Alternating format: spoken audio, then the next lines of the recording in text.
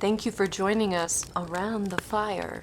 For more information or to make a donation, please visit randomactsnetwork.com. Now, want to hear a scary story?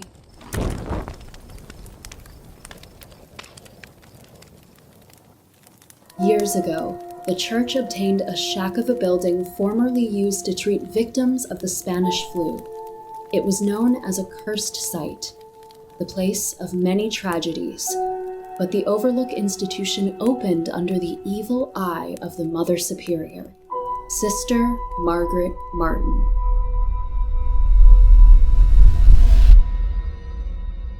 Margaret had a furious temper, and most did what they could to avoid her path. This wasn't always possible, though, and she was known for her wicked punishments. The locals turned a blind eye to the place, as it was known to obscure the undesirables from society. They didn't care to question why most who went in never walked out, because they preferred it that way. Favorite victims included the usual targets: queer people, those with mental illness, disabilities, along with young unwed mothers, and anyone else who could be rehabilitated or saved. Anyone who didn't fit the perfect society the conservative locals fantasized about. They didn't keep records, or if they did, they were never found. So no one knows how many people died there while Margaret was in charge. But the stories of her demonic deeds have not been forgotten.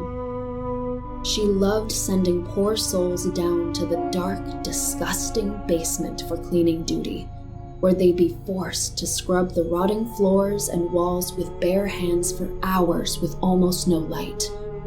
The basement was a former crematorium and morgue during the pandemic, and many believed unhappy spirits remained trapped there.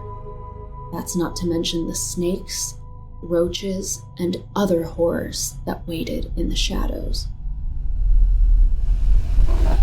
Sister Margaret was known to stand with her back to the basement door, smiling wide as a desperate voice begged for release from the other side.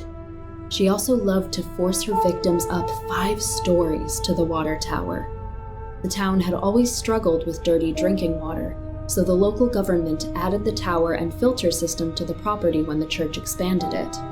The pipes delivered water throughout the building just fine, but she'd force them to fill each bucket from the top of the tower, then bring them all the way down, earning a lashing for every spilled drop. But there were a few times when the lashings weren't enough, and Sister Margaret simply pushed her victims into the water while they filled their buckets. It was too deep to get out without help, and she'd watch with a devilish grin until the helpless form sunk to rest at the bottom of the tank. And in the following weeks, while others complained about smelly, foul water coming from the faucets, Sister Margaret would help herself to the private tank in her quarters, filled with clean water from the buckets carried down by those she punished. But her favorite form of torture was the worst, because it came with no warning at all. She was always armed with her rosary, with thick, cumbersome beads and a sharp metal cross at the end. And when overtaken with the most violent, evil fury, it was perfect for strangulation or forcing into her victims' mouths, gagging and choking them until they stopped breathing. The others who worked at the facility knew of her actions, but were powerless and feared becoming victims themselves. She controlled where they lived, what they ate, who they spoke to, and when. And there was nowhere to go if they attempted to escape on foot, as the closest neighbor was miles away. Sister Margaret's reign of evil lasted almost 30 years, until she welcomed a new patient unlike any who came before, one who refused her punishments and fought back. From here, the story splits into several versions, whether she was choked to death with her own rosary, pushed into the water tower, or left to die in the basement. But a small fire broke out at the back of the building, and many took this opportunity to escape the damned building's walls.